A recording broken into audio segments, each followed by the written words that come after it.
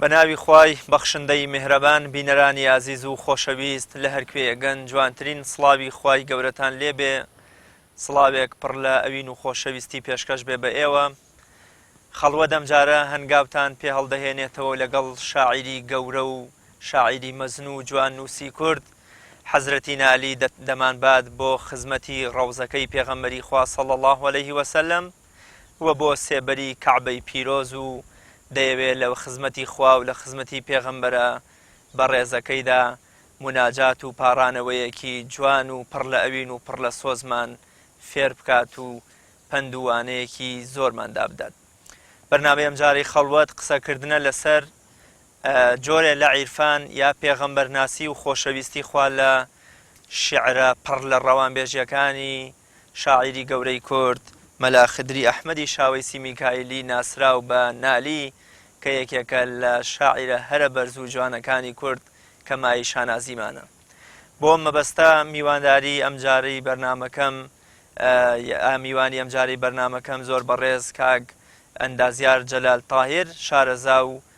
پسپۆڕی بواری ئەدەبیات و بە تایبەتتر لە شعری نالیدا. کاک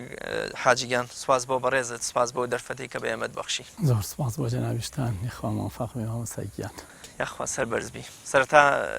پێم خۆشە بزانم بۆچی نالی یەکێکە لە شاعیرە هەرە بەرز و کاریگەرەکانی کورد، بۆچی ئەمە ئەوەندە کاریگەر هەم لە سەرەتای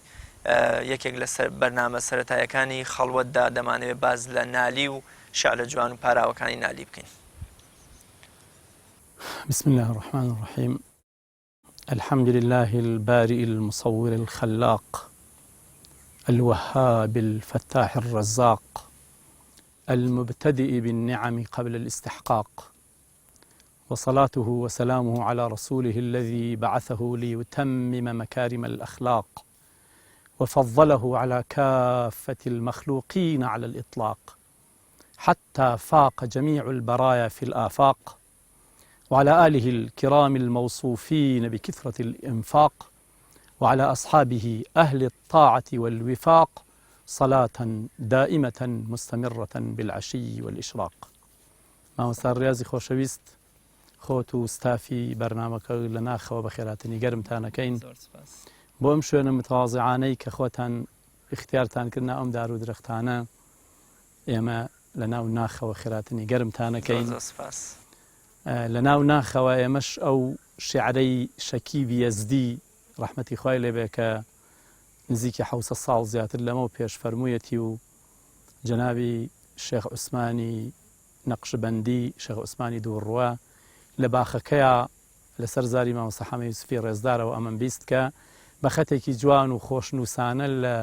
سەر دیواری ئەو ماڵی کە لە ناو باخەکەی دووڕوا هەیە ئەم شیعرەی نووسیوە. منیش ئەو شیعرەکەمە دەستپێکی بە خێراتنتان بۆ ئەم شوێنە متواضعانی خۆتان کە شیعرەکە فەرموێ مەقسەد زکاخ و سوفە و ئەیوەن نگاشتن، کاشانەهای سەر بە فەلەک بەرفراشتن، گولهای ڕەنگ و درەختانێ میڤەدار، دەرباغ و بوستن ز سەرێ شەوق کاشتن، دانی که چیست تابی مرادی دلن زمن، یک لحظه دوست را بتوان شاد داشتن، ورنه چگونه آدمی عاقل بنا کند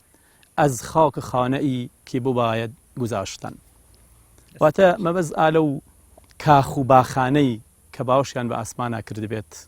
هەیوان و سوفە و بەرهەیوانەکانی هۆڵ و باڵەخانەکەی کە ئەکاتە کاخ، ئەو باخەی کە دوودوو گوڵ بەیەکۆ جوانن، دوودوو نەمان بەیەکۆ تامی بەرهەمەکان شیرین و مزرە پێکەوە. ئەزانی ئەم تەرتیب بوو کاخ و باخ بۆچی باشە؟ بەس بۆ ئەوەیە یەک لەحزە دۆسەکان کە ئیتر ئەو کاخ و باخە بە ئیختیاری کشتیارێکی زۆر لێزان لە پاڵێکا دروست کراون، هەر بۆ ئەوەیە دۆسەکان بێن لەحزەیەک شادیەک وەربگرن. ئەو لەحزەی شادیە بارتەقای تەواوی ئەو کاخ و باخانەیە. ئێمەش لەم شوێنە لە خزمەتی ئەوەی خۆشەویستانە ئاڵین لەحزەیەک ئێوە شاد بووبن کە میوانی ماڵەکەی خۆتان، میوانی باخەکەی خۆتانە، ئێمە خێراتنی زۆر گەرمتانەکەین. خوای گەورە سەربەرز و موفق و سەرکەوتوتان خێر بن سەر چاوەکانم. سەبارەت بە مامۆستا نالی معلومی جەنابتە کە ئەگەر ئێمە تەماشایەکی حاڵی میلەتەکەی خۆمان بکەین، چ کولتوری ڕابردوومان، چ دەسمایەی ئێستای ئەدەبی و هونەری و توانا و تاقەی معنەویمان چ ئاسۆڕوونیەک کە لە داهاتوومانە هەیە ئەم سیانە بەزامنی بەڕاستی بەشێک لە شاعیرەکانی ئێمە بەرهەمەکانیان بووەتە کولتور بۆ ئێمە. یەکێک لەوانە مامۆستا مەولەوی، یەکێک لەوانە مامۆستا مەحوی، یەکێک لەوانە جەنابی مامۆستا نالی و هەموو شاعیرەکانی تر کە کەڵە پیاوگەلێکی ناو ئەم ئەدەبیاتەی ئێمە بوون و هەر کەسەش بە بۆچوون و دیراسەکردنی خۆی ڕەنگە گۆشەیەک لە گۆشەکانی حیاتی ئەم شاعیرانەی بارە و بۆچوونەکەی خۆی ڕسم گرتبێ و شعری ئەم شاعیرانەش ئەخوازێ هەر کەسە بەشی خۆی لێ هەڵبگۆزێ. کەسێک کە ئەوێ لە کەش و هەوایەکی فقط عیشقی مەجازی و بینی نێوان بەشەرەکانە ئەسپی بیرکردنەوەی خۆی تاوبا ئەگرێ شعرەکانی نالی و مەحوی یا مەولەوی وا تەفسیر بکە بڵێ ئەمانە بۆ بینی عاشقێتی و معشوقێتی بینی مرۆڤەکان هاتووە. کەسێکی تریش کە لە خواناسی و عارفێت و ئەوەی کە لە دەسەڵات و شوێنکاری ئاياتی خوا لەم ئافاق و ئەنفوسات تێگەیشتووە ئەزانەیە کە ئەم شاعیرانە دوای ئەوە کە گوزەریان کردووە بە عیشقی مەجازیە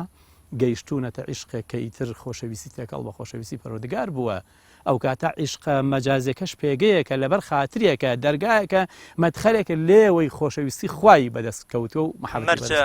هەر کەسێک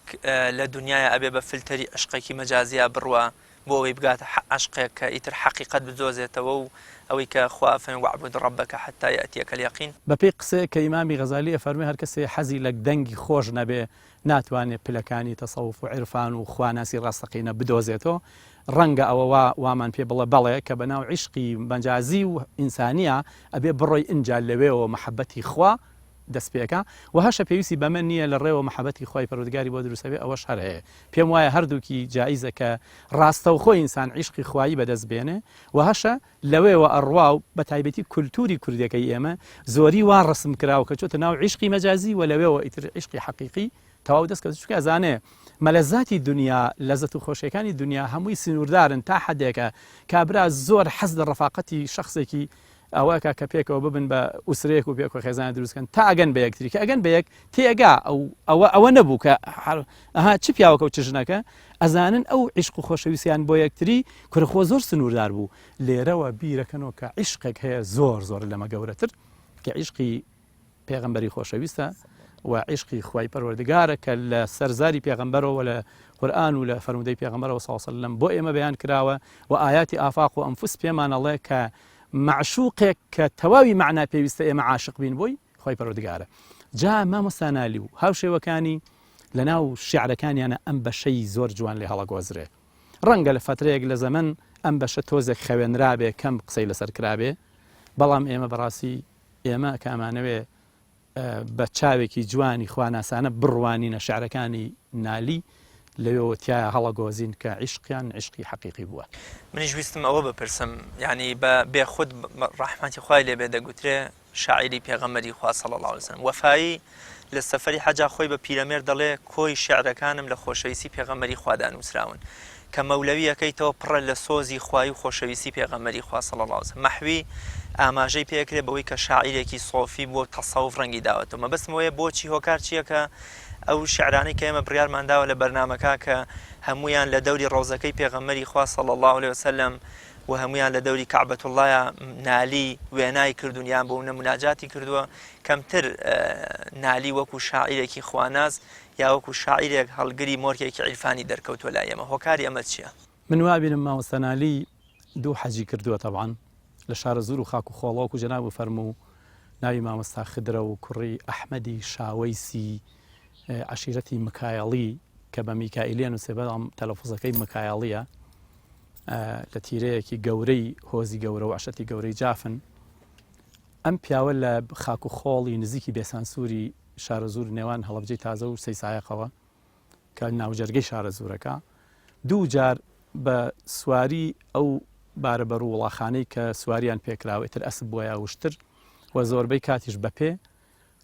لەم شارە زورۆ یا لەم سلێمانیوە ڕۆیشتووە بۆ حەج. جارێک لە پێشە چوەتە مەدینە و ئینجا چوەتە مەکە،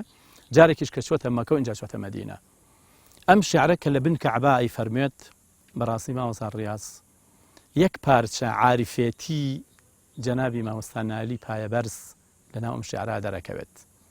کە لە بن کەعبەی مشەڕەفە ئەمەی فەرمووە و فەرمێت وەی کە ڕووزەردی مەدینە و ڕووسیاهی مەککە خۆم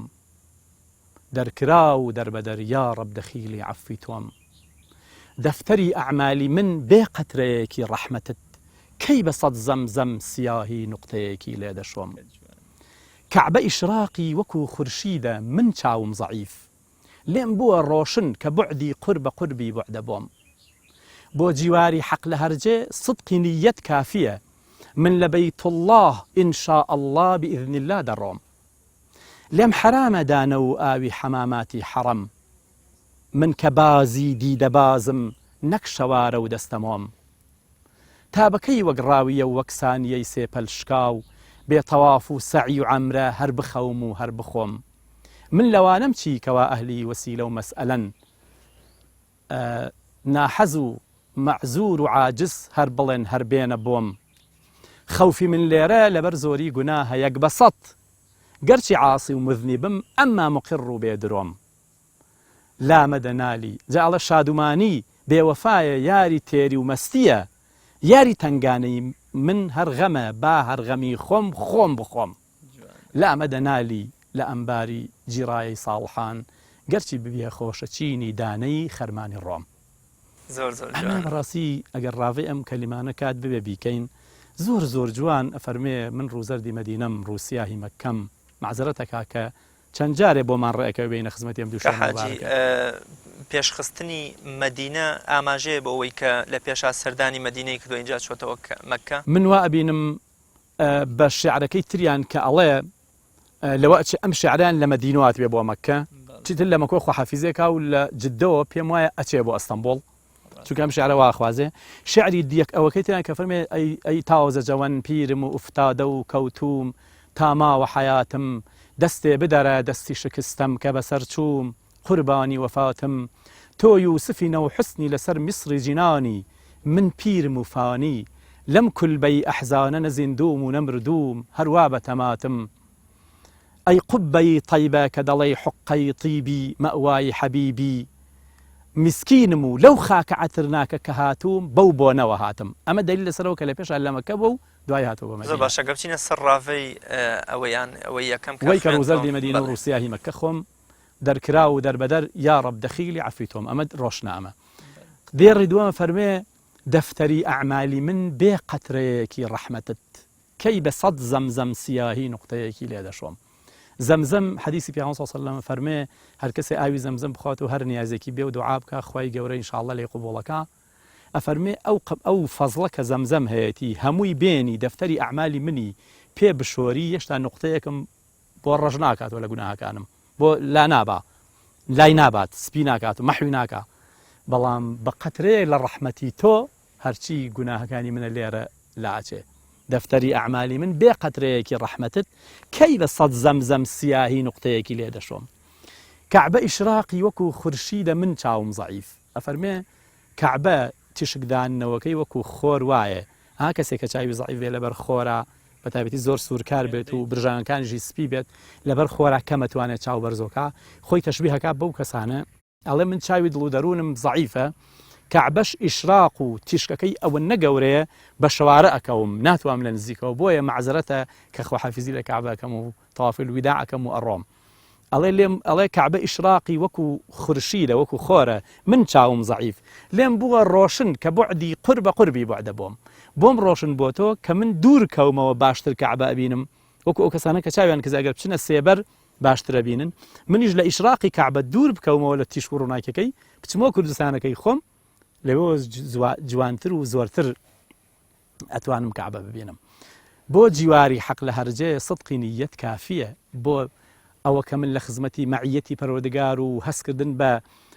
ئیحساناکەم کە ئەن تعبد الله كأنك تراه فإن لم تكن تراه فإنه يراك ئەم دەرەجەی ئیحسانە ئینسان کە بیگاتێ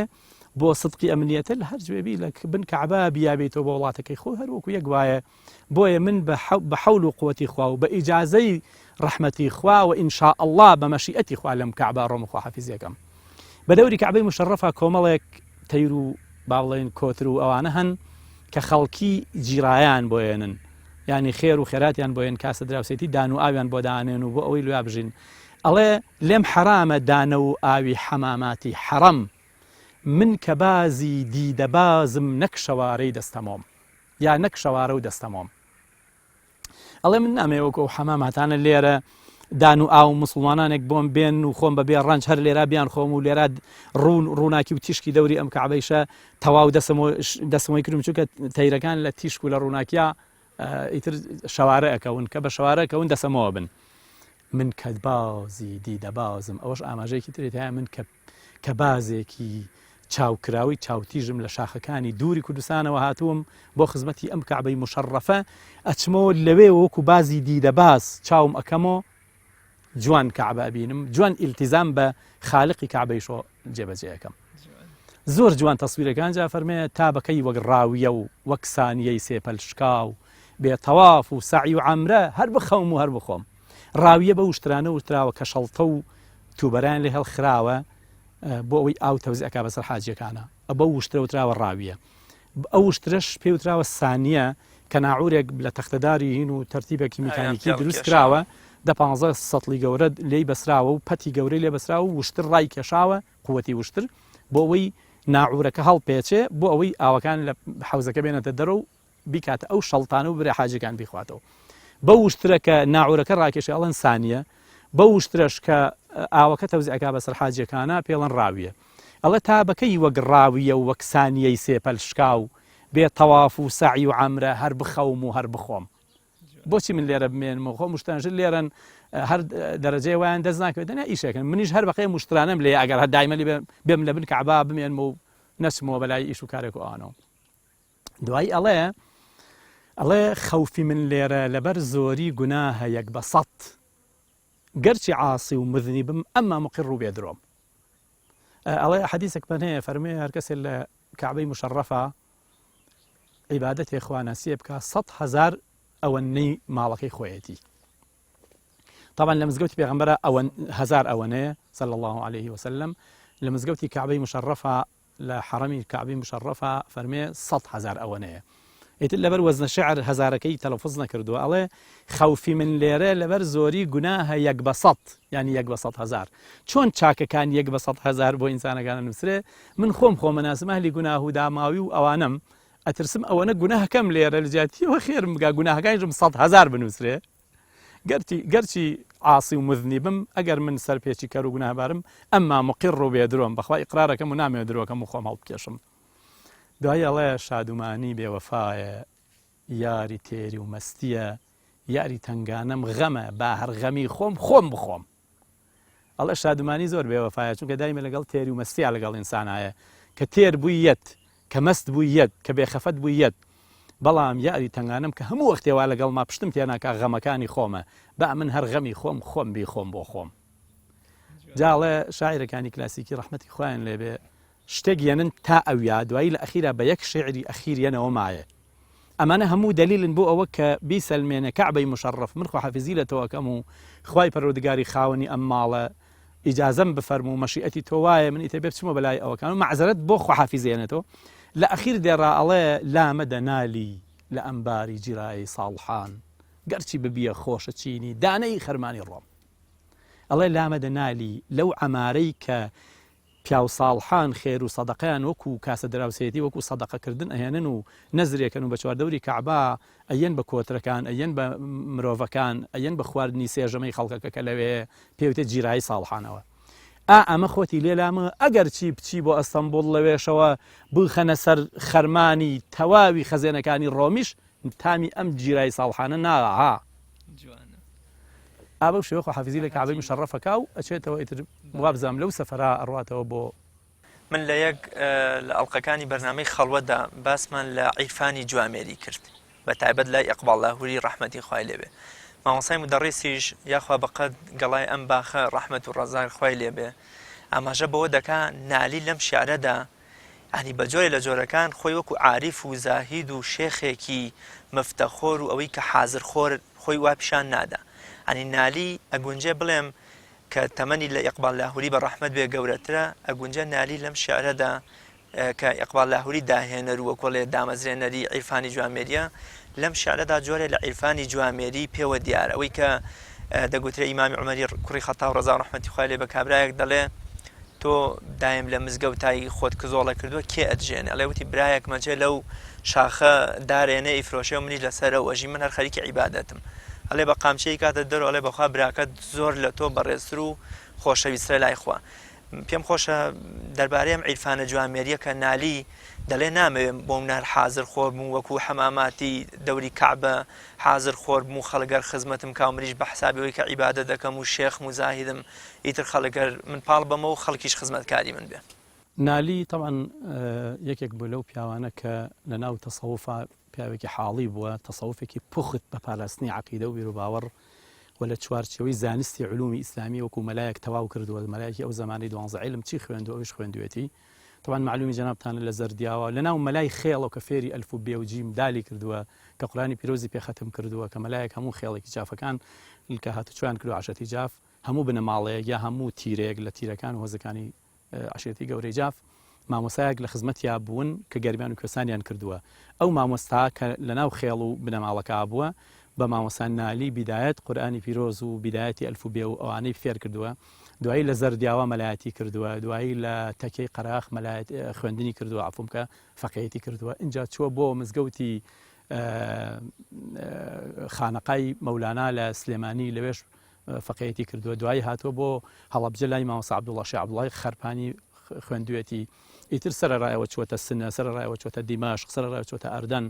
جا بەڕاستی لێرە من بە پێویستی زانم پێشەوە بچینە سەر شیعرەکە ئەو تا عرض بکەم کە مامۆستا نالی دوو سێ گۆشە لە حیاتی ونە کە ونە خەسرەوجاف دەستی خۆش بێ لە ڕۆمانێکە بە ناوی شازادەیەکی شاعیر یا شازادە و شاعیر زۆر جوان دوو سێ حەقیقەتی خسوتە ڕوو من ئەوەنەی لێی حاڵی بووم لێم هەڵگۆست یەکێ لەو حەقیقەتانە ئەوەیە کە نالی ئەڵێ باوکی نالی پیاوێکی دەوڵەمەند نیوا بووە کە ئەحمەدی شاوەیز 2500 سەر مەڕی هەبووە بێجگە لە ڕەشەوڵاخ و بەرزەوڵاخ و ئەوانە پیاوێکی وە کەمە ڕووماڵاتێکی زۆر و کەسوکارێکی زۆری هەبووە و ئەلحەمدولیلا بووە قبوڵی نەکردووە من بەم بووەیی خۆمەوە کە نالی کوڕم ئەچێ ئەخوێنێ لە هەر شوێنێ یەکسەر توانا و ئیمدادێکی مادی بردووە لەو شوێنە لە خزمەتیا بوو حتا ئەڵێ ڕاتبەی فەقێ کە فەخرێکی زۆر گەورەیە بۆ فەقێکانی کوردستانی ئەمە کە مەلایەتیان بە ڕاتبەی فەقێ و بە کۆکردنەوەی خۆراک و توانان لە ماڵ دراوسەکانی مزگەوت کۆکردەوە بەو شێوەم عیلم و علومە جوانیان پاراستەوە گەیانوونەتە دەستی ئەمە نالی لەوا کە باوکی بووەیەکی زۆر دەوڵەمەند بووە چووە خانووی بۆ گرتووە و لەوێ خزمەکارێکیشی بۆ ناردووە لەوێ بڵێن خۆراکوشتی بۆ ئامادە کردووە حتا یەک دوو فەقەی تریش بەهۆی ئەوە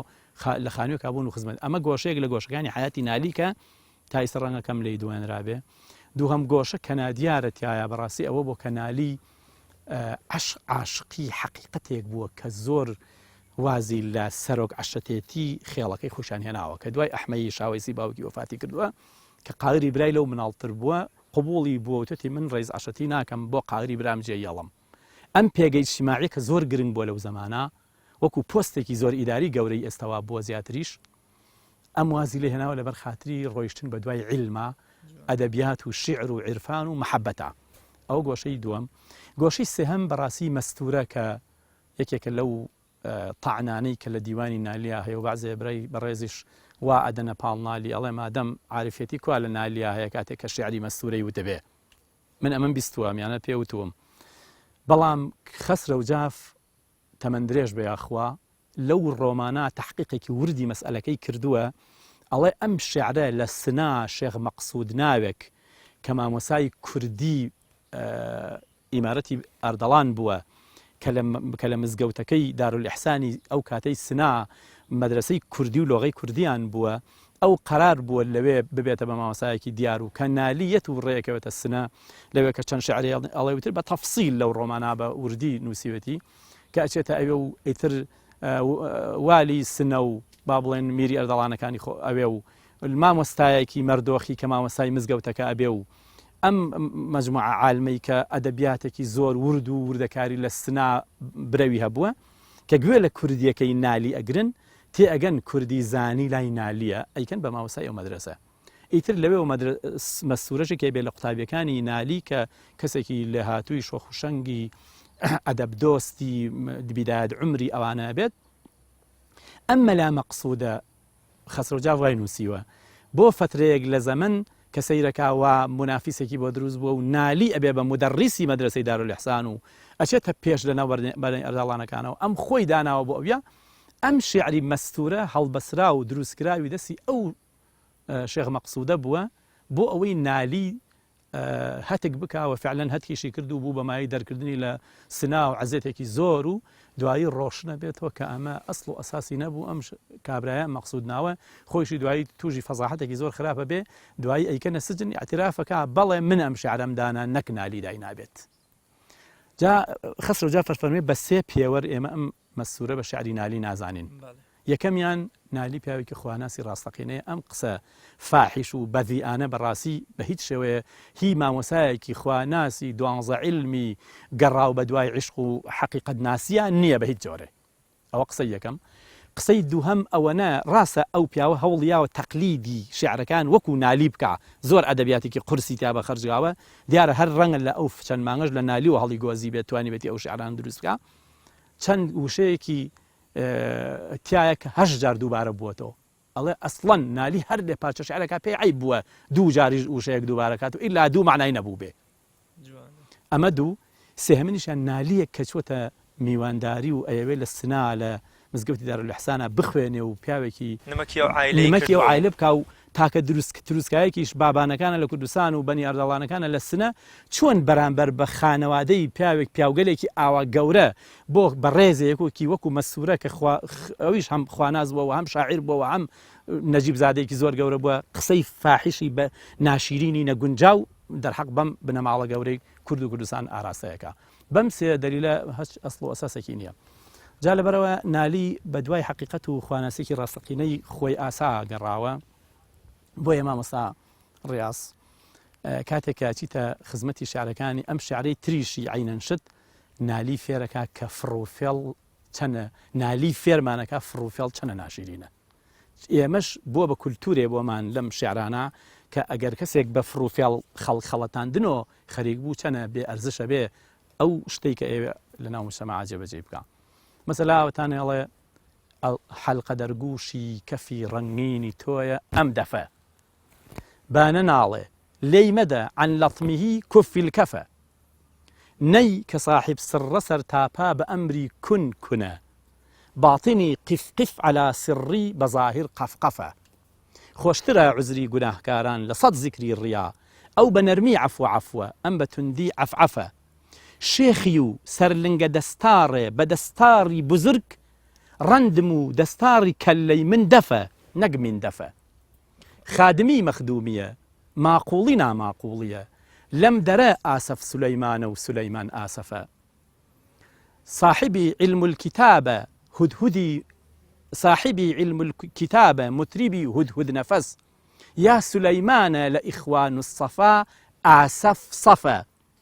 جامی تاقیمەیکەدە میشکاتی قندیلی دڵە شوشە پڕقەرقەف لە ڕەفڕەف شاهی عالی ڕەفرەفە طبعی نالیت مندە ئەمڕۆ یا بە نەشئەی نیمنیگاه مەستی ڕەحڕاح و مەی و ڕاح و قەراح و قەرقەفە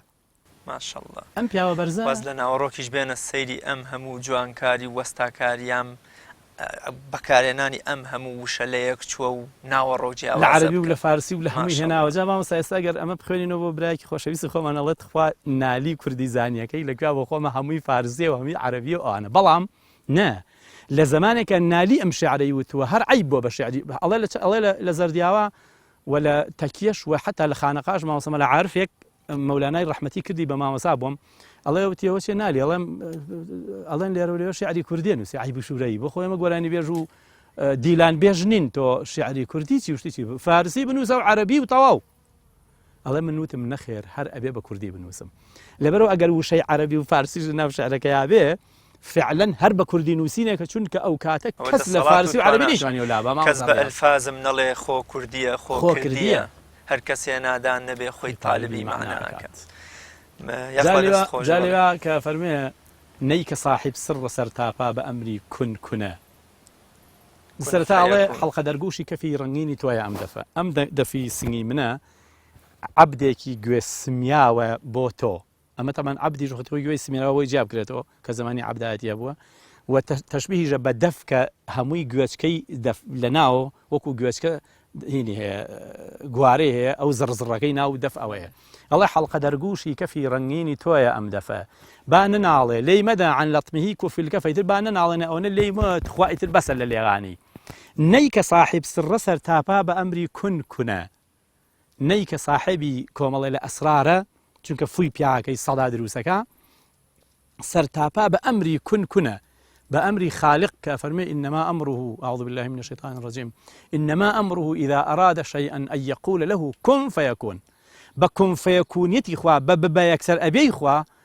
ني قامش بأمر خوا كنا خوي صاحبي سري صدايك وكن جب أمر خوا باطني قف على سري بظاهر قفقفة لنا وبيم الله كفوي بياك بيم الله ورا لسرس نهيني كاني من بوستا هاتش النهيني لنا ومني نياعية ئەمە دیوی ناوەی دیوی دەروشی بە ظاهر قەفقەفەها ئەڕوا قۆیەکی تیا گرەیەکی تیا و جارێکتر گرەیەکی تر تیا قەفقەفەوەتانێ خۆشترە عوزری گوناهکاران لە سەد زکری ڕیا سەیری ئەمیانە ڕەویە لە شعری نایلیە مامۆسا ئەم بە نەرمی عەفوە ئەو بە توندی عەفعەفە عەفعەف ئەو سەوتەیە کە پەرژینێکی قایم بێ سەگ ئەیکاوانە ئەڵێ ئەمەی کە عوزرێک گوناهکارێک ئەڵێ خوایە من گوناهم کرد و لێم خۆش بیت عفوی خۆیەکا بە نەرمی لای خوا زۆر خۆشترە بەو هەڵەوەڕێی کە کەسێک بڵێ من هەر زۆر خواناس و من هەر زۆر ئەوەم و خۆی ئیدعا بکا و چی بکات و مدعی بێ بۆ خۆی و ئەوانە ئەفەرمێ ئاوایە ئینجاڵێ شێخی و سەرلنگە دەستاڕێ بە دەستاڕی بزرگ ڕەندم و دەستاڕی کەلەی من دەفە نەک من دەفە مازە حەمە یوسف زۆر جوان ئەم دێڕەی شەرح کرد فەرمووی ئەم پیاوە خۆی بەبێ شێخ هەرگیز هەموو وەختێ شەیخ کە ئیرشادی ئەخلاق و خوڕەوشت و عیبادەت و خواناسی و حەقیقەتی بکە شەیخی هەبووە ئەوە نییە خوانەخواست دژایەتی شەیخ بکە بەس بەعزێ کەسیش کە خۆیان هەڵپەساردووە بە شێخایەتیا و ئەو شێخەنین یا بە سۆفیەتیا و ئەو سۆفیەنین یا بە خواناسی و ئەو خواناسەنین یا بە مەلایەتیا و ئەو مەلایەتیەنین یا بە هەر شتێکی ترا کە مدعی طبعا شعرێکی فارسیشمان هەیە ئەڵێ مدعی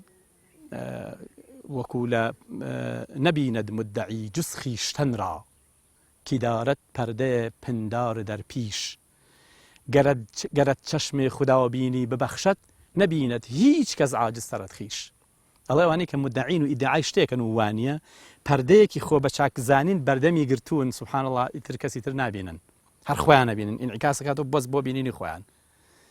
گەرت چەشمێ خوداوە بینی ببەخشەند ئەگەر خوای گەورە چاوێکی خوا بینین و دەسەڵاتی خوا بینین و ئاياتی خوا بینین و ئافاق و ئەنفوسەکە و حەقیقەتەکە و کەسێکی تری خوا ناز بە دەورتە هەمووی ببینیت و لە خۆی دەرچی خەڵک ببینی کون بکاتە ئەو پەردەی پنداری خۆ بە باشزانینە نەبینێت هیچ کەس عاجزترت خویش نابینێ هیچ کەسێک لە خۆی عاجزتر و داماوتر بۆیە ئەڵە شێخی و سەرلنگە دەستاڕێ بە دەستاڕی بزرگ خۆی ناوناوە شێخ و جا مامۆستا حەمید یوسفی فەرموو مەلا کە تازە تەخەڕوجی ئەکرد قۆیەک مێزەری هەبوو کە ئەبوو بە دەرزوتەرەوە قۆیەکی تر درێژە پانتریە کرد کە ئەبوو بە ئیتر قاڵە بوو لە مودەڕیسیا گەورەترە بوو مێزەرەکەی شێخیش عینەشت لە پلەی بیدایەتی شێخایەتێکە لە وەسەتی شێخایەتەکە لە بڵێن ئیتر بەرە و ڕژلێکی گەورە بڕا لە شێخایەتەکە مێزەرەکەی گەورەترە بوو ئەڵێ کەسێکی وایش ئەمە حەقیقەتەکە وایە اینجا کەسی دەستبڕیش هەیە مێزەرێکە خاتە سەر شاینی خۆی و خەڵکی پێ خەڵاتێنێ لەو لاوە بە دەستار بەقە یەک دەستار مێزەری ناوە بەسەریەوە بەڵام بە دەسارێکی گەورەیش خەریکی هاڕینی مەسلحەتی خەڵکە بۆ دۆڵیانی مەسلحەتەکانی خۆی ڕەندم و دەستاری کەلەی من دەفە نەک من دەفە ئەڵێ من ڕەندم واتە کەسێکم هێشتا ژن و ماڵێکم نییە کەسێکم کورە توزام حەزە گەنجی و هەرزەکاریەکەم کورە زۆر گوێ بە شت ناغم ڕەند معناکانی ئەو عمرەیە کە ئینسان گوێ بە هیچ شتێ ناغایتر ڕەبەند بە کوردەواری خۆمان ئەڵێ دەستاری کەلەی من تەنیا دەفەکەمە کە لێ یەکەم و نەیەکەمە کە فوی پیاکەم و ئەو عالەمە ڕۆحیەی کە خۆم لەزەتی لێ بم نەک من دەفیش ئیسمی ئالەیە ئەو ئامێرەیە کە هەلاجەکان خوری و لۆکەی پێشی ئەکەنەوە و مندیلی لە دروست ئەکرێ بۆ مێزەر و دەساڕەکە هەمەشێتە بۆ ئەوێ ئینجاڵێ خادمی مەخدومیە معقۆلی نامعقۆلیە لەم دەرە ئاسەف سولەیمانە و سولەیمان ئاسەفە ئەڵێ ئەگەر ئەتەوێ لەسەر وەزنی ئیسمە مەفعول خزمەت بکرێیت واتە تۆ خزمە کراو بیت ئەبێ لەسەر وەزنی ئیسمە فاعیل خادم بیت بۆیە هەر کەسێ بیەوێ مەخدوم بێ بەڵێ سەید القەومی خادیمهم ئەگەر بتەوێ خەڵک خزمەتگار بێ خادم بیت هەدەفەکە ئەوە نەبێ مەخدوم بی خزمەت کرێ ئەبێ خادم بی ئەوە یەک دووەم ئەگەرەتەوێ بە پیاوێکی ماقۆڵ لە ناو مجتەمەعا بناسرەی خۆی لە ناخە خۆ بە ناماقۆڵ بزانە هەتا خۆ بە ناماقۆڵ بزانی خوا ماقۆڵ تەکا ئەها من تەواضع لله رفعه الله ئەڵێ خادمی مەخدومیە ماقۆڵی ناماقۆڵیە لەم دەرە ئاسەف سولەیمان و سولەیمان ئاسەفە لەم باب و دەرگا کە باسیەکەین ئاسەف سولەیمان و سولەیمانیش ئاسەفەواتە سولەیمان کە پاشا بووە پێغمبەری خوا بووە ئاسەفی کوڕی بەرخیا وەزیرەکەی بۆ لە بەردەستی ئیشی کردووە ئەڵێ ئالەما ئەگەر ئەتەوێت سولەیمانیەت دەستکەوێ بێ ئاسەفیەت بکەیت ئیتر لە دێڕی دواترایەوە بۆ سولەیمان پاشای بابان و ئەڵێ تۆیش ئاوا بە صاحبی علم الكتاب متربی هدهد نەفەس یا سولەیمانە لە ئیخوان و سەفا ئاسەف سەفە ئەڵێ سولەیمان پاشا تۆیش ئەبێ ئاوا بی وەکو ئیخوان و سەفا کە یوانە براکانی دڵپاکی کە ئەڵێ کۆمەڵێک بوون لە سەدەی دەیەما لە نزیکی بەسرا بوون ئیسماعیلی مەشرەبیش بوون ئیشیانەوە بە فەلسفەی یۆنانیان هێناو لەنەوە فەلسفەی ئیسلامیا فەلسفەی ئیسلامیان بە هێز نیشانی خەڵکاوە ئەو ئیخوان و سەفایان ناوبووە ئەڵێ ئاوا تۆش ئەگەر بتەوێ ئاسەف سیفەتێکی بکەیت و خادم بی ئەوە مەخدومە بیت و ئەبی بە سولەیمانی حەقیقیش و هەموو ئاسەفەکان لەبەر دەرگاکەت ئاسەفا بەسن اینجا ئەڵێ جامی تاقی مەیکەدە میشکاتی قندیلی دڵە شیشە پڕ قەرقەف لە ڕەفڕەف شاهی عالی ڕەفڕەفە ئەڵێ ئەوانەی کەمەیە خۆنە لە دنیا حەزە شوێنێکی پانتایەکی خۆشەکەن ڕەفڕەف ئەو شوێنەیە کە تایە ئینسان خۆشگوزەرانی بەدەستبێنێ عالی ڕەفڕەفیش ئەوانن کە ڕەفیقتن و بڵێن مەقامێکیان هەیە ئەڵێ خەڵکە چێ شیشە قەرقەفێک گێنەیە کە جۆرێکی مەیە کە سەر ئەتەزێنێ ئەی کاتە پیاڵەکەی و لە تاقی کونەودەری مەیخانەوە دەریێنەوەی خواتەوە بەڵام ئەو تاقی میشکاتی قندیلە ئەوە هی دڵی منە ها ئاەتێکی ژمانەیە قورآنی پیرۆزە فەرمێ ئاماژەیە بە الله نور السماوات والأرض مثله كمثل مشكاة تأخير فيه مصباح المصباح في زجاجة والزجاجة كأنها كوكب دري تأخير آيات هفرمي مەیخۆرەکان بۆ دنیاوان بەڵام ئێمە لە عالەمی عشقی حەقیقیە لە میشکاتی دڵەکانمانە قەرقەفی خواناسی دەریێنین و لە ڕەفڕەفی عالەمی ڕۆحیە لەگەڵ عالی ڕەفڕەفا کە خوای گەورەیە ئێمە خۆمان مەستەکەین بۆیە مەی لای شاعیرانی خواناس ئەم معنا گەورەیە هەبووە لە شعری ترازا ئێستا لەبەر منێ شعرەکەی ترەڵێ ئێمە خۆمان ناسین بەو بەرهەمی عینەب و بەرهەمی ترێ و مێوژ و خورماوە خەریکن کە مەشروبی لە دروستکە ئێمە گوشراوی تەواوی مەحەبەتەکانەکەین بە مەی و ئەیخۆینەوە بۆ عشقی حەقیقی جا لە ئەخیراڵێ طبعی نالی تندە ئەمڕۆ یا بە نەشئەی نیم نیگاه مەستی ڕەحڕاح و مەی و ڕاح و قەراح و قەرقەفە ئایا ئەوە من ئیمڕۆ نالی تەبیعەتی تون بووە ئەم قسانەیەکە یان مەست بووە بە خۆشەویستی و مەحەبەتی حەقیقی کەوای لێ هاتووە مەی هەر معنای مەیە ڕاح هەر معنای ئەویش جۆرێکی ترە لە مەیە ڕەحڕاح ینی خۆشگوزەرانی قەراحی ژیانی ئاوی سازگار و شوێنێکە باخ و ئاوێکی زۆر جوان بێ قەرقەفەکەش ئەوە بوو کە جۆرە بوو لە مەی ئەڵێ طبعی نالی تندە ئەمڕۆ یا بە نەشئەی نیم نیگا ئایا طبعی نالی ئیمڕۆ طبع تونیەکی پێوە دیارە یا معشوقی حەقیقی نیو تەماشای کردووەوە مەست بووە بە مەسمەستی ڕەحڕاح و مەی و ڕاح و قەراح و قەرقەفە جوان یاخوا دەست خۆش بێ حاجیان نالی وا دیارە لە دوو پارچە شعری تردا لە غوربەتە ئەمەی کە ئەی تازە جوانیاوەی کە ڕوو سیاهی مەدینە و ڕوو زەردی مەکە خۆم بەجۆی لە جۆرەکان مخاتەبەیە ینی خۆی لە حزورایە خۆی لە نزیکی مەرقەدی پێغەمبەری خوا صلی الله علیه وسلم و لە تەنیشت کەعبەدایە بەڵام لە دوو شعری ترا دەرەکەوێت کە سۆزی غوربەت و دووری لە مەرقەدی پێغەمبەری خوا صلی الله علیه وسلم و لە کەعبەت الله جۆرێ تەنگەتاویان کردو جۆرێ بێتاقەتیان کردەوەی کە دەفەرمێ ئەی ساکینی ڕیاضی مەدینەی منەوەرە لوتفێ بکە بفەرموو مەدینەی منەوەرە لە شوێنێکی دیکە دەفەرمێ نەبوو ڕوون بێمە خاکی چاکی پاکی تەیبە تا بیستم بە سەگ نابێ مولەوەز ئاوی زەرقا بەحری ئەحسانە مەبەستمەوەیە نالی پێشەوەی ئەم دوو سەفەرە بکاوی کە جەناب دەفەرمووی ئەگونجێ لە پێشە جۆرێک یەکەم داوای ڕوخسەتی لە پێغەمبەری خوا خواست پێ صلی الله علیه وسلم لە شوێنێکی دیکەشدا گومانێکی کردووە کە منێک بەم پیسی و گوناهباری و تاوانباری خۆمەوە بە چ ڕوێکەوە بچمە حزوری پێغەمبەری خوا صلی الله علیه وسلم کە یەک پارچە لە پاکی و بەراءەت و خۆشەویستی و عشقی خواییە پێم خۆشە بزانم بەراوردی ئەم شعرانەی کە من ئێستا خوێنمەوە لەگەڵ ئەو دوو پارچە شعرەی کە وەکو مخاتەبە یان ڕوبەڕوو لەگەڵ خوا و لەگەڵ پێغەمبەر صلی الله علیه وسلم گفتوگۆی کردووە و مناجاتی کردووە. بەڵێ قوربان بەتەکید نالی کە دوو حەجی کردووە لە کاتێک لە بیدایەتی حەجێکیان ناڵێ ئەلایی نەفسی بووم ئاسا هەتا کەی حرسی وێرانە لەگەڵ ئەم عیشق بازانە بڕۆین ئازانە بازانە. طبعا ئەمە ئیتر بۆ ئەو دوو ساڵە کە لە خزمەتی کعبەی مشەڕەف و ڕەوزەی متەحەرەی ڕەسوول الله وەجهەن لیوەجە چووەتە خزمەتیان لەزەتی حزوری بردووە، بەڵام زۆر جاریش بە لەزەتی غایبێتی زیاتر ئەم شاعیرانە لەزەتیان بردووە لە عیشقی حەقیقی. حتا ئەوتانێ نالی لە شوێنێکی تر هەر ئاماژە بە وشەی پەرژینە قایم بێ لە ڕووتانە کە بۆ بە کولتور لای خۆمان سەک تۆزێک مەهتووکس تەماشاکرێ، هەرچەند مەخلووقێکی مەئلوفە و لە زۆربەی گیاندارەکانە لە زۆریان بەوە فاترە. ئەدەبیاتی شار ینی مەحوی شێخ ڕەزای تاڵەبانی بەجۆی لە جۆرەکان خۆیان ئەشوبێنن بە سەگی بەرقاپیەکەی پێغەمبەری خوا صلی الله علیه وسلم. نالیش لە شعرێکە ئەمە بەرجەستەیەکە کە ئەمەش بازێک کەس ڕەنگەوە بزان بۆ معشوقێکی مەجازی وتبێتی، بەڵام مامۆستایانی ئەم بوارە هەموو ئەزانن کە ئەم خۆ بچکۆلەکردنەوەی نالی تاوشەی سەگ بۆ مرۆڤێ نایکە، بۆ مرۆڤێکی ئەتیادی نایکە، بۆ ڕەسوول الله کردوێتی صلی الله علیه وسلم. ئەم شعری لەگەڵ ڕەسوول اللهە. ئەفەرمێ چی؟ ئەفەرمێ شەو هات و ئەمن مەستی خەیاڵاتی کەسێکم، مەشغوڵی نەفەسگرتنی مشکین نەفەسێکم. شەو هاو من مەستی خەیاڵکردنی کەسێکم، ینی ئێوارەیەک بەرەو شەو ئەڕوات، من لە ئێوار لە نیوە ڕووداوە خەریکم خۆم حازر کردووە چاوەڕێی هاتنی چیم، مەشغوڵی نەفەسگرتنی مشکین نەفەسێکم. نەفەسگرتن ئەوانی کە ڕاوەکەن کاتێک کە سیلاحەکان ئامادە ئەکەن یا تیرروکەوانەکان ئاراستەی گیاندارەکەیەکن کە یانەوە ڕاویان کرد لەم حەدە بەلەپیتکەکە لێبایە تیرەکە بەرباو بڕوە حەناسە لە خۆیە بڕێ، مەشغوڵی نەفەسگرتن ئەوەیە. هی کێ؟ هی مشکین نەفەسێک ڕاوچی چووە ڕاوی شتێکەکە، بەس من ڕاوەکەی من هاتووم بۆ هەناسەوەکو میسکێک کە ڕەسوول الله صلی الله علیه وسلم ئەمەوێ لە ڕاگوزەرێکە یادی ئەو خۆشەویستەم بکەم. لەم حجرە لەبەر پەنجەرە کەوتوم و دەناڵم بعینی دەڵێی بولبولی گۆشەی قفەسێکم. وازحە معنایە هەم وارسی فەرهادم و هەم نائیبی مەجنون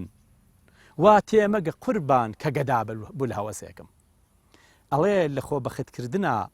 من وارسی فەرهادم کە خۆی بەخت کرد بۆ خۆشەویستەکەی خۆی، من نائیبی مەجنونم کە عەقڵی خۆی لە دەستگا بیابان بوو، بەڵام من بول هەوەس نیم بۆ معشوقێکی زۆر حەقیقی کە بەرەو ڕێگەی خواناسی ئەڕۆم. من لێرای سلمێنێ کە ئەم ئارەزوو باز و جەستە پەروەەر نییە، عشقێکی ئەمە دەلیل لەسەر ئەو نقطە جوانە. اینجا ئەڵێ گەردنکەچی تۆم بێ کە شش و ڕست و قەلادە، گەردنکەچی تۆم بێ کە شش و ڕست و قەلادە، وا مەزانن ناعاریف و وازن مەبەن ناعاریف و هەرزە مەرەسێکم. ئەڵێ من پێویست ناکە ڕامکێشی بەدای خۆتایی پێغەمبەر صلی الله علیه وسلم. تەمان سەیریم تەسویرە کاتێک کە تانجیەک براوە بۆ ڕاو، قەلادەیەک راوەتە ملی، ڕسێک پێیدا پەتەکە پێوتراوە ڕس، ئەوە کراوەتە ملی وەکو گوڵەن پێوتراوە قەلادە، کە ششیش بە فارسیانی لێنەوین و بەدوا هاتن و بەدوای مناکێشکردن. ئەڵێ گەردنکەچی تۆم بێ کە شش و ڕست و قەلادە، بەبێ ڕاکێشان و بەبێ ڕست و قەلادە من بەدوای توایەم،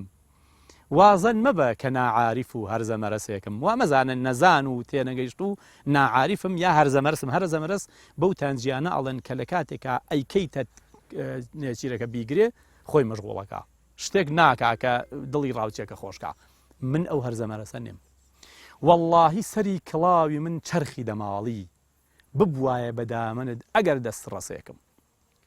واللهی ئەو کڵاوە کە لەسەری منایە ئەیا لە کەشکەشانی فەلەق ئەگەر یەک دەست لە دەستی من بگایە بە دامێنێک لە کراسەکەی تۆی پێغەمبەری خوا صلی الله علیه وسلم. طبعا ئامادەیە بە الحمد لله الذي أسرى بعبده ليلا من المسجد الحرام إلى المسجد الأقصى، إسراء ومعراج وجوري أم بيغمبر صلى الله عليه وسلم واتصال بوحيه أو نبى جوري أم بيغمبر أجري فرمي والله من دسم بداميني كراس ونعلكاني بيغمبر بقيش تاي صلى الله عليه وسلم يقجار سري من كلاوكم شرخي مالي أفلاك يا مالي فلكيات يا مالي فلك جاه سري خرماني تعجوي وكم محوية فرمي سەری خەرمانی تا عەرش ئەڵبەتە نابێت تەنەزول کا علوهی هیممەتی بۆ دەنکە زیزان بەس ئەم بە جۆرە لە جۆرەکان وا خۆی وەکو دەنکە زیزانە نەوی کردوێتەوە بۆ ئاستی داوێن و پێڵاوەکانی پێغەمبەری خوا بەزەوەندەی بیگرێتە دەست بگەمە ئەو یا من سەرمایە لە ئەفلاک سەیرێم تەسویرە زۆر زۆر جوانە ئەنجا فەرمێ باوەڕ مەکە ڕۆح سەختی فرقەتی غەمی فرقەتی تۆ بم بۆ هاتنت باقیە نیوە نەفەسێکم ئەڵێ لە حەقی ئەوە کە فرقەتی غوربەتی تۆ واتە غەمی دوورکەوتنەوە لە تۆ حەق بۆ من بمرێنێ بەڵام وا مەزانە کە نامرم هیەوەی کە گیانم گاوە بەدەست ناغم بەدەسەوە هەر ئەمەوێ یەک تۆز هەناسەم تیاوەدەی خوایە ئەم ڕۆحمە لێمە کێشە تا ڕەسوول الله یەک جارێ تۆی بینم و ئیتر بە گیانەکەم لە حزوری ئەوە دەربچێ هەر دەم دەڵێم من سەگی دەرگام و ڕەقیبیش دێتە سەر و چاوم کە منیش سەگ مەگەسێکم سەیری ئەم تەواضوعە ئەفەرمێ من لە دەرگای ڕەسوول الله صلی الله عليه وسلم ئەمەوێ سەگی پاسەوان بم هەم وەفام هەبێ وەکو سەگی بەوەفا هەم چاوم تیژ بێ وەکو سەگی پاسەوان نێڵم کەس بێ بەم دەرگای ڕەسوول الله صلی الله عليه وسلم نێڵم کەس بە خراپ بە دەرگا و بانی پەیامەکەی ڕەسوول الله بڕوانی صلی الله عليه وسلم ئەمەوێ سەگی ئەو دەرقاپیە بم بۆ پاس و بۆ جوان چاو هەڵخستن و بۆ ئاگابوون لە ناحەزان بەڵام لەولاوە ڕەقیب لە ئەدەبیاتە بە کەسێڵەن کە لەوێنی خۆشەویستە تێک دەربێ یا حەسوود بێ نەیەوێ کەسێ بگاتە مەرامەکانی خۆی ئەم خۆشەویستەی من و پێغەمبەر صلی الله علیه و سلم ڕەقیبێکی مجریمی نەکبەتیش هەیە یە ئەنووسێ بەسەر و چاومە ئەڵێ تۆ سەگیت و پاسەوانیەکەی منیش سەگمە گەسم منیش مێشە سەگانم نایەڵم تۆ بە کەیفی خۆ سەیری ئەم دەرگاوانی ماڵی پێغەمبەر صلی الله علیه و سلم بەڵام دوایی لە مجاهدەی نەفسا ئەم نەفسمە هەرچەند وەکو سەگ وایە بەڵام وردە ڕام هاتووە ئەوەنە لە دەرگاکەی ڕەسوول الله صلی الله عليه وسلم ماوە تۆ و لەم دەرگا خزمەتی کردو و چاوی حراسەتی کێشاوە وای لێ هاتووە گرتوویە سەگت چاکم و لای تۆمەوە دێنێ یعنی وەرە نالی کە منیش دادەڕەسێکم واتە سەگەکە کە نەفسی خۆمە یا حتا ڕەقیبەکانیشە یا حتا دشمنەکانیشە وایان لێ هاتووە ئیتر هیلاک بوون لێم بەرەو خراپە نامبەن یەن قەپێکەکەن بە منە گرتوویە سەگت چاکم و ئەم نەفسی منە کە بۆ بە سەگی تۆ وای لێ هاتووە چاکی منی گرتووە لای تۆمەوە دێنێ بۆ لای تۆم یێنێ بۆی بێم بۆ خزمەتی تۆ ئەویش ئەڵێ لێم ڕۆشن بۆ کە منیش دادڕەسێکی تۆم بێ بەخوا منیش ئەمجارە تۆ ئەگەێنمەم خۆشەویستە کە پێغەمبەر صلی الله عليه وسلم بەم شێوە هەم نالی نەفسی خۆناسی و هەم ڕەسوول الله ناسی بەڕاستی لە حیاتی ئازوار ئەگرێ تەویلێکیش بکەین بۆ ئەم جۆرە لە خۆ بە سەگ چواندنە ینی ئەگونجێ بگوترێ شێخ ڕەزا وا فەرمێ سەگی هاوڵانی ئەشکەوت ئەگەر قەرابێ بچێتە بەهەشت من سەگی هاوڵانی تۆم ئەی پێغەمبەر صلی الله عليه وسلم جۆرێ لە تەویل مەحویە فەرمێ کەسێ جێ هەڵتروشکانێکی لەو بەرقاپیە دەستکەوت بەعاری دێ بڵێن ئەو جێگە وەک تەختی سولەیمانە یە جێ هەڵتروشکانی ژەرەوەیە کە سەگتیان ئۆقرەگرێ و قاچەکان یەکاتە دۆشەکێ بۆ سمتی و لەسەر دەستەکانی پاسی ماڵی خاوەنەکەیەکە مەبەستمەوەی ئەگونجێ ئێمە لێرە جۆرێ لە تەویل بکرێ کە سەگێتی نێو پەیامەکەی پێغەمبەری خوا صلی الله عليه وسلم قەرار بێ سەگێکی هاوڵانی ئەشکەوت بچێتە بەهەشت لە پاشایانێک کە ئەمڕۆ بوونەتە ستەمکار و خوێنخۆر و جەلادی ئەم جیهانە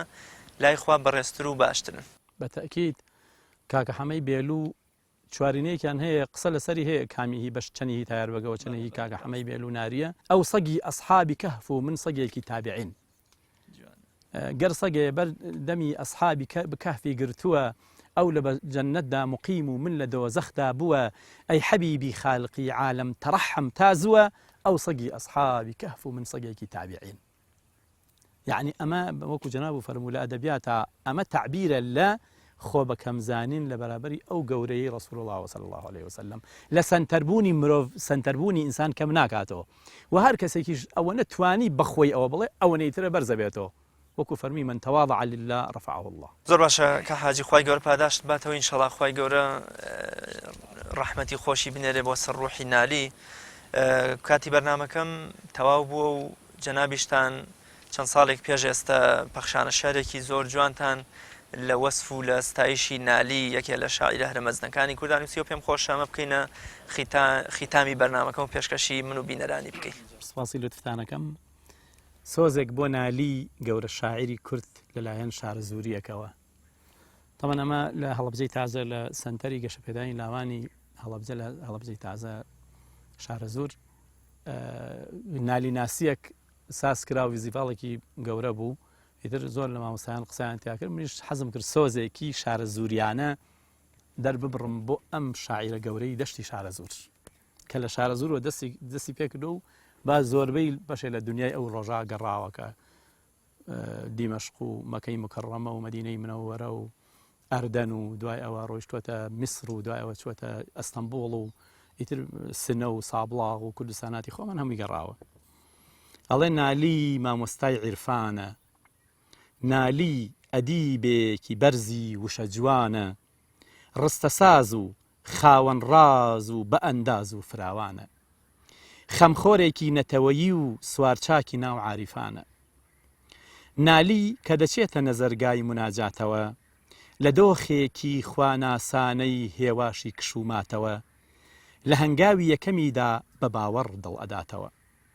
خۆی گۆڕیوە و زۆر شازانە لەگەڵ ئەو عیشق بازانە ئەڵێ ئازانە بازانە ئەلا ئەی نەفسی بووم ئاسا هەتاکەی حرسی وێرانە وەرن سەرجەم بوێرانە بچین بۆ حەج دلێرانە نەترسا و بن و شێرانە بەڕێکەون و لێرانە بڕیارێکی تازە بدەن ئالوودە بن بەو کارە پڕ لە خێرانە بگەنە پلەی زۆر بەرزی ئەو پیاوە دەروون تێرانە کە یارانی خۆشەویست بوون لەو ژینگەی گەرمە سێرانە زۆر جوان تەسویری ڕێدەکات وەسفی ڕۆشتن بە پێدەکات لە وشترەکەی هێدەکات لە نەخشاندنی ئاسوۆی ڕێ و شینی ئاسمان جوانی ئەسێرە و ڕێسمان تعبیری زۆر بەجێ دەکات باز لە ڕەشماڵ و دێ دەکات تا دەگاتە خاکی حیجاز وەکو عاشق دەرونی خۆی تەمێ دەکات وەکو نوێنەری شارە زوور هاتوو لە دوور عاشقی نور بۆ گەیشتن بە عەرەفە تامی قۆخ و بەهێ دەکات کاتێ دەگاتە مەدینە کە دەستوری بۆمە دینە ڕوو دەکاتە تازە جەوان خۆی پیر دەکا وەکو کەوان دەڵێ تۆ ڕەوزەکەت وەک میسرە و خۆی شت یوسف و ئەوان بە چەند شعرێکی زۆر ڕەوان دەری ئەبڕێ کە چۆن لە شارە زوورەوە لە نزیک بێسان سوورەوە لە گوندی خاک و خۆڵی تند و تۆڵی ئەو کاتەی زۆر مەشهورەوە کە گەشتە جێ فەرمی ئەوە بە بۆنی عەترناکی خاکی پاکی تاکەوە هاتم بۆ ڕزگاری ژین و دینم بە تەماتم بە فیداتم نالی سۆزی نیشتیمان پەروەری بەرزە درەختی بیری ڕۆشنی خاوەن تەرزە بەرامبەر ڕۆڵەی گەلەکەی خاوەن قەرزە لە نێوانی وشەی کوردی و زمانی تر خاوەن مەرزە کەس بە ئەلفازم نەڵێ خۆ کوردیە خۆ کردیەی سەرەتای وەرزە بۆ گرنگیدان بە کوردی شاعیران دێنێتە لەرزە پێیان دەڵێ لۆمەم مەکەن بە بۆچوونی هەڵە و هەرزە نالی لە خۆشەویستیا پاکە لە وەفایدا بۆ حەبیبە وشە عیشقاویەکانی زۆر غەمناکە لە وەسفی چاویە تاکە لە دەربڕینە بێباکە ئەگەر بچمە ئەم خوارەی بێتۆی پڕڕێز و حرمەتە کاکە خۆشەویستی لای نالی ڕاستەقینەیە بێدرۆ و چەکوپینەیە دوور لە هەوەس و کینەیە بۆ جوڵانی وەفاداری لە ناخەوە مەکینەیە بۆ ئەو یارە مەکینەیە نەک دەستبڕین و ناسازی بەڵکو ڕاستیە و مەجازی خۆزگە بۆ پیاوێکی قازی حکمی خۆشەویستی ئەو خەڵکی تری خانمبازی بەجیا دەکرد درشت و ورد ئەو جا هەموو کەسەی زانی نالی عاشقێکی جیایە دوور لە داوێن پیس و زانی بەڵکو بریتیە لە دڵ لە گوڵ لە سەکینە و لە کەف و کوڵ ژیان ئارام دەکاتەوە خەمەکان بیر ئەباتەوە لە ئاسمانی ئەدەبیاتە خۆرە و تیشک ئەداتەوە بۆ خوێنەری شعرەکانی مانای جوان بیر ئەخاتەوە نالی ناڵی بۆ ئەم خاکە بۆ ئەم نەتەوە جوان چاکە لەگەڵ گەورە شاعیرانی ترا وەکو برا بوونە چرا وتیان مافمان خورا برا حاڵمان ماڵمان کاول کرا ئیتر بابەز بێ جودایی لای بەن کەسی لە خۆبایی گشتان ڕوو بکەنە تەبایی ڕوو بکەنە بەرنامەی خوایی ئەو کاتە زۆر بە ئاسایی بە سانایی سەرکەوتن بەدەست ئەهێنن سەرکەوتن بەدەست دەهێنن تۆوی چاکسازی دەچێنن ئەنجامی گەورە و فراوان بەرهەم دێنن ئێوەش لەم ڤیزدیفاڵەدا لە کۆتایی ئەم ساڵەدا دەست و چاوتان خۆش و ڕۆشن وا بەم جۆرە دڵبەجۆشن بۆ ناساندنی کەڵەپیا و تێدەکۆشن ئەوە مافێکی ئێوەیە ئێوەی دانیشتووی شارە زوور بەم شێوەیە ئەم پیاوە چاکەهی خۆتانە ئەم پیاو چاکەهی خۆتانە هی سۆران و هی ئەردەڵان هی بادینان و شەمزینان هی سنە و وان و بۆتانە جێی شانازی تاکە تاکە و سەرجەم گروپی کۆتانە مامۆستای گفتوگۆتانە دەستان خۆش بێخواتان لەگەڵ ناخم ناخی بەسۆتانە بەڵێ بینەرانی عزیز و خۆشەویست قسەکردن لەسەر نالی بە ئەڵلقەیەک و دووەڵقە تەواو نابێت بە ئومێدیەوەی بتوانین لە خەڵوەتەکانی داهاتووماندا قسە زیاتر لەسەر شیعرە بە سۆز و جوانە و قوڵەکانی شاعری گەورەی کورد نالی بکەین بەم شێوەیە هاتمە کۆتای ئەڵلقەی ئەمجارەی بەرنامەی خەڵوەت تا بە یەگەشتنەوەیەکی تر و لەڵقەیەکی ترا بە خوای گەورە مێرەبانتان ئەسپێرم خواتان لەگەڵ.